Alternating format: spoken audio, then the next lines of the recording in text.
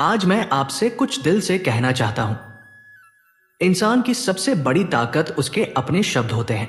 वही शब्द जो वो हर दिन खुद से बोलता है, वही शब्द उसकी सोच बनाते हैं और वही सोच धीरे धीरे उसके पूरे जीवन की दिशा तय कर देती है।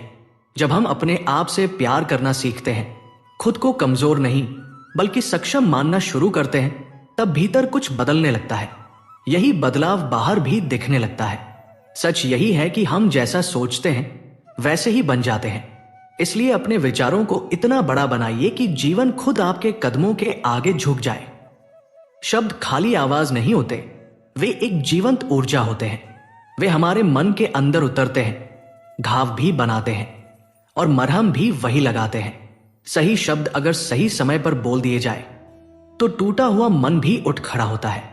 मगर हम अक्सर अपने ही लिए सबसे कठोर शब्द चुन लेते हैं। हम खुद से कहते हैं, मुझसे नहीं होगा, मेरे बस का नहीं है, मेरे पास समय नहीं है, मैं कमजोर हूं। हम ये नहीं समझ पाते कि यही शब्द हमारी रगों में उतरकर हमारी हिम्मत को खोखला कर देते हैं। जब इंसान रोज खुद को हारा हुआ बताता है तो धीरे धीरे उसका मन भी हार मान लेता है।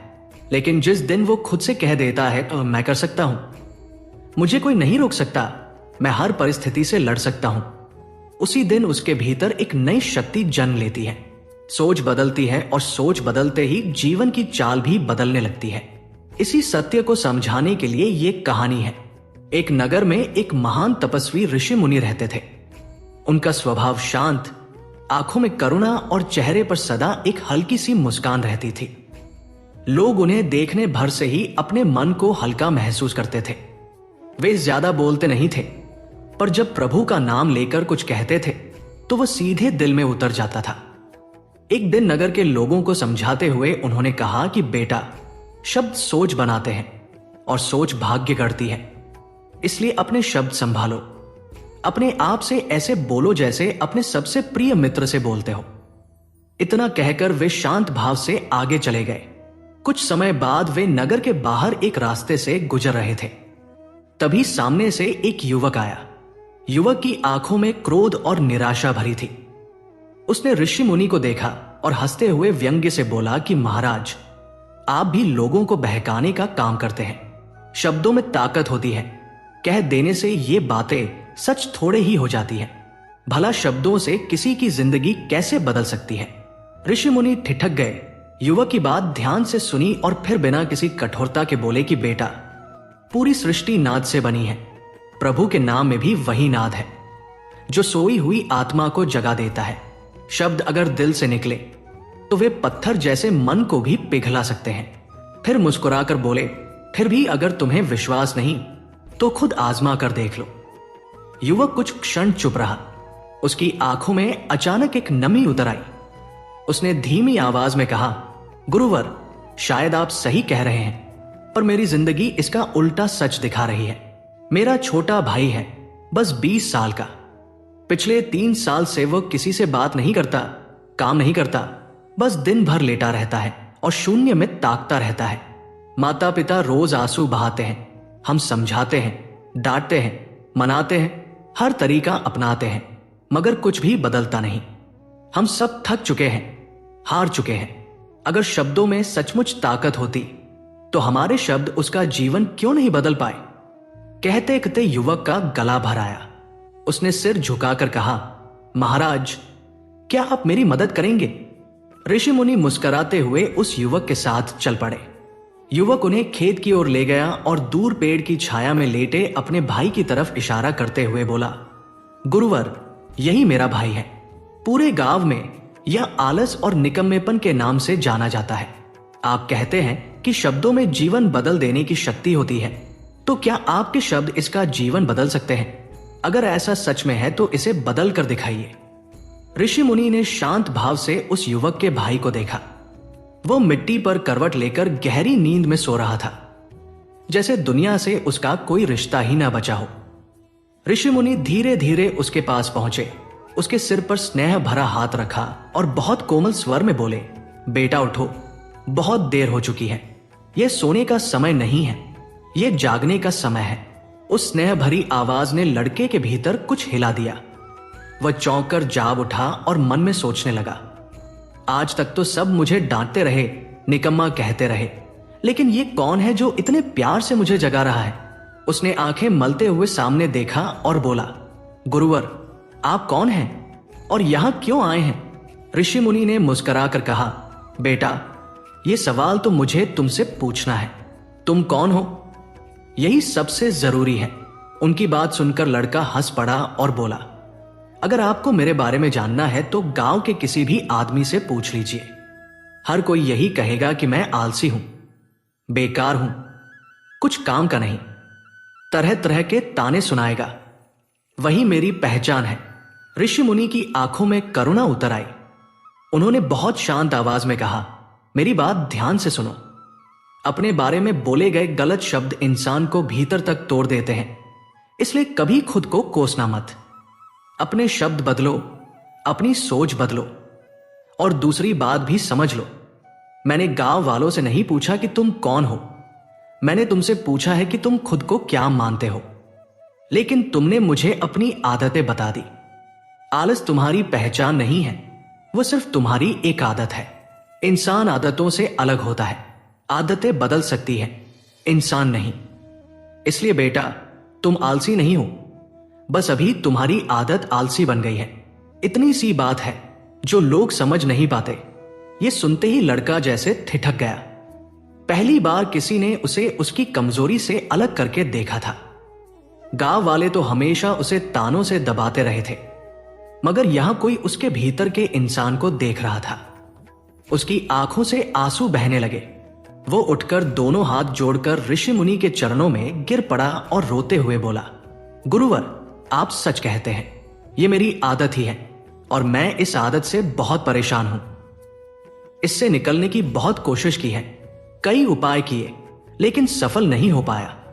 जब भी कोई काम शुरू करता हूं, मन कहीं और भाग जाता है, दिमाग भटकने लगता है, ध्यान टिकता ही नहीं। किताब खोलता हूं तो नींद आने लगती है, भीतर एक अजीब सी पीड़ा होती है। ऐसा लगता है जैसे जीवन बेकार जा रहा है।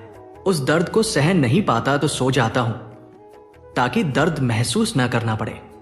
और अब तो मुझे यह भी लगने लगा है कि मैं कभी इन आदतों से बाहर नहीं निकल पाऊंगा।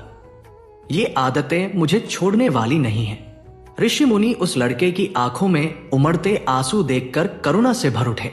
स्नेह भरी आवाज में बोले, बेटा, अगर सच में तुम अपनी इस आलस की आदत को छोड़ना चाहते हो तो मैं तुम्हें एक उपाय बता सकता हूं, लेकिन उसके लिए कल सुबह तुम्हें स्वयं मेरे पास आना होगा। वहीं बैठकर मैं तुम्हें वो मार्ग बताऊंगा। इतना कहकर वे शांति से वहां से चल पड़े। ऋषि मुनि उस लड़के की आंखों में उमड़ते आंसू देखकर करुणा से भर उठे। स्नेह भरी आवाज में बोले, बेटा, अगर सच में तुम अपनी इस आलस की आदत को छोड़ना चाहते हो तो मैं तुम्हें एक उपाय बता सकता हूं, लेकिन उसके लिए कल सुबह तुम्हें स्वयं मेरे पास आना होगा। वहीं बैठकर मैं तुम्हें वो मार्ग बताऊंगा। इतना कहकर वे शांति से वहां से चल पड़े। मगर ऋषि मुनि की बातें उस लड़के के मन में गूंजती रही। वो सोचता रहा, आखिर वो कौन सा उपाय होगा जो मेरी जिंदगी से आलस मिटा देगा? क्या सच में कोई ऐसा रास्ता है जो मुझे इस अंधेरे से बाहर निकाल सके? रात उसकी करवटों में कट गई। नींद आंखों में थी, पर मन बेचैन था। हर पल ऋषि मुनि के शब्द उसके भीतर हलचल मचा रहे थे। जैसे ही भोर हुई, वो दौड़ता हुआ उनके पास पहुंचा, दोनों हाथ जोड़कर नमन किया और बोला, गुरुवर, मैं आ गया हूं, जैसा आपने कहा था। अब मुझे वो मार्ग बता दीजिए जिससे मैं अपने जीवन से इस आलस को निकाल सकूं। ऋषि मुनि ने उसे बड़े प्रेम से देखा और बोले, बेटा, जब तुम्हारा मन दुविधा में फंस जाता है, जब तुम्हें समझ नहीं आता कि क्या करूं, कैसे करूं, ये काम पूरा होगा या नहीं, तब असल में तुम वर्तमान से नहीं, अपने अतीत से सोच रहे होते हो। तुम याद करते हो कि पिछली बार क्या हुआ था, लोगों ने क्या कहा था, तुम असफल कैसे हुए थे। इसी याद की जंजीर में तुम बंध जाते हो।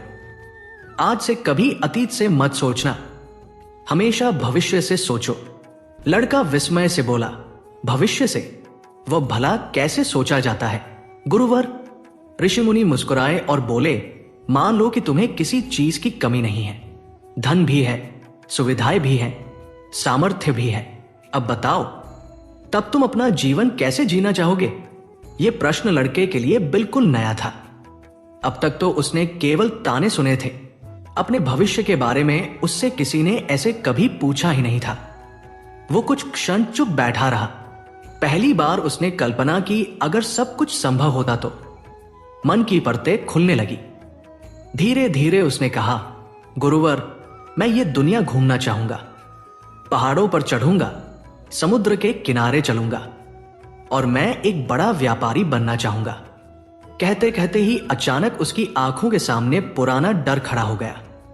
वो घबरा कर बोला, लेकिन गुरुवर, ये सब कैसे होगा? सोच लेने से तो कुछ नहीं बदल जाएगा। मेरे पास पैसे नहीं हैं, व्यापार का कोई अनुभव नहीं है। मैं ये सब कैसे कर सकता हूं? निराशा फिर उसके चेहरे पर उतर आई। ऋषि मुनि ने उसे बड़ी शांति से समझाया, बेटा, हर रात सोने से पहले अपने लक्ष्य को एक कागज पर लिखो। सुबह उठते ही सबसे पहले उसे पढ़ो और सोचो कि आज उस लक्ष्य की ओर बढ़ने के लिए तुम एक छोटा सा कौन सा कदम उठा सकते हो। फिर उसी दिन उस कदम को उठाने की पूरी कोशिश करो, चाहे छोटा ही सही, पर कदम जरूर बढ़ाओ। लड़का बोला, गुरुवर, जब मैं बहुत सोचने लगता हूं तो मन बेचैन हो उठता है। तरह तरह के विचार आने लगते हैं और उनसे बचने के लिए मैं सो जाता हूं ताकि वे मुझे परेशान न करें। ऋषि मुनि ने स्नेह से कहा, बेटा, अपने अंतर्मन की इस चाल को पहचानो। डर तुम्हें सोचने पर मजबूर करता है और सोच तुम्हें रुकने पर। इन शब्दों की श्रृंखला को तोड़ना होगा। शब्दों से ही तुम्हें नया भविष्य रचना होगा। लड़का उलझन में पड़कर बोला, गुरुवर, मैं आपकी बात ठीक से समझ नहीं पा रहा। ऋषि मुनि मुस्कुरा उठे, बोले, बेटा, कैसे होगा? यह सवाल दरअसल सवाल नहीं है, यह तुम्हारे मन का डर है। यही डर तुम्हें पहला कदम उठाने से रोकता है। सच यह है कि किसी को भी पहले से नहीं पता होता कि सब कुछ कैसे होगा, लेकिन जब कोई इंसान दृढ़ निश्चय कर लेता है तो वह अपने लक्ष्य को सामने रखकर लगातार प्रयास करता रहता है। रास्ते खुद बनते चले जाते हैं और एक दिन वही इंसान सफलता तक पहुंच जाता है। तभी वो लड़का ऋषि मुनि से भर्राई हुई आवाज में बोला, गुरुवर, अगर आपकी बातें सत्य हैं तो फिर मेरे मन में बार बार चिंता क्यों उठती है? मन हर समय बेचैन क्यों रहता है? ऋषि मुनि ने बड़े शांत भाव से कहा, बेटा, क्योंकि तुम्हारे भीतर कहीं यह डर बैठ गया है कि तुम कमजोर हो, कि तुम में कोई कमी है, कि तुम किसी काम के नहीं हो। यही डर तुम्हारे अंतर्मन में घर कर गया है और वही तुम्हें हर कदम पर रोकता है। जब भी तुम कोई काम शुरू करना चाहते हो, मन तुम्हारे कान में फुसफुसाने लगता है, आगे मत बढ़ो, हार जाओगे। इसी आवाज से चिंता जन्म लेती है और उसी से बेचैनी बढ़ती जाती है। लड़का उदास होकर बोला, गुरुदेव, आपने जो कहा वो बिल्कुल सच है, पर अब आप ही बताइए, इस परेशानी से मैं बाहर कैसे निकलूं? ऋषि मुनि उसकी ओर करुणा से देखकर बोले, बेटा, इसका उपाय बहुत सरल है, बस उसे अपनाने का साहस चाहिए। हम अक्सर खुद को ही दोषी ठहराते रहते हैं, अपने लिए कठोर शब्द बोलते हैं, निकम्मा हूं, कमजोर हूं, मुझसे नहीं होगा। ये शब्द धीरे धीरे हमारे मन में बस जाते हैं और वहीं से हमें आगे बढ़ने से रोकने लगते हैं। शब्दों का प्रभाव गहरा होता है, क्योंकि जैसा हम खुद से कहते हैं, जैसा पूरे भाव से सोचते हैं, हम वैसे ही बनते चले जाते हैं। इसलिए अगर तुम बदलना चाहते हो, खुद को काबिल बनाना चाहते हो, तो तुम्हें अपने अंतर्मन को नए संदेश देने होंगे। हर दिन खुद से कहना होगा, मेरा शरीर और मेरा मन ऊर्जा और शांति से भरा है। मेरा हर कण मुझे आगे बढ़ने की शक्ति देता है। मैं दृढ़ संकल्प और आत्मविश्वास के साथ अपने हर लक्ष्य की ओर कदम बढ़ाता हूं। मैं अपनी कमजोरी को अभ्यास बनाता हूं, चिंता को ध्यान में बदल देता हूं। मैं उत्साह और उमंग से भरा हूं और लगातार अपने सपनों की ओर बढ़ रहा हूं। जब तुम ये शब्द पूरे विश्वास और भावना के साथ खुद से कहोगे, तो भीतर एक नई ताकत जन्म लेगी। धीरे धीरे चिंताएं कमजोर पड़ने लगेंगी, क्योंकि शब्द वही बना देते हैं जो हम खुद से कहते हैं। जिन भावनाओं के साथ तुम उन्हें दोहराते हो, उन्हीं भावनाओं के साथ वे तुम्हारे मन पर असर डालते हैं। समय के साथ यही शब्द तुम्हारी सोच और तुम्हारे व्यक्तित्व का हिस्सा बन जाते हैं। फिर ऋषि मुनि ने उसे सावधान करते हुए कहा, मगर यह भी याद रखना बेटा, तुम्हारा अंतर्मन इतनी जल्दी हार नहीं मानेगा।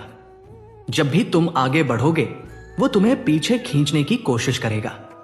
तुम्हारे अतीत की सारी असफलताएं, कड़वे अनुभव तुम्हारी आंखों के सामने ले आएगा ताकि तुम डर जाओ और फिर रुक जाओ। लेकिन तुम्हें उनसे डरना नहीं है। सकारात्मक शब्दों की शक्ति से धीरे धीरे तुम्हारा मन भी नई सोच को स्वीकार करने लगेगा। उन्होंने गंभीर स्वर में आगे कहा, एक बात और याद रखना, तुम्हारा ध्यान आलस्य मिटाने पर नहीं होना चाहिए, बल्कि एक नए भविष्य के निर्माण पर होना चाहिए। एक नए व्यक्तित्व को गढ़ने पर होना चाहिए। नजर पीछे की आदतों पर नहीं, आगे के सपनों पर रखनी है।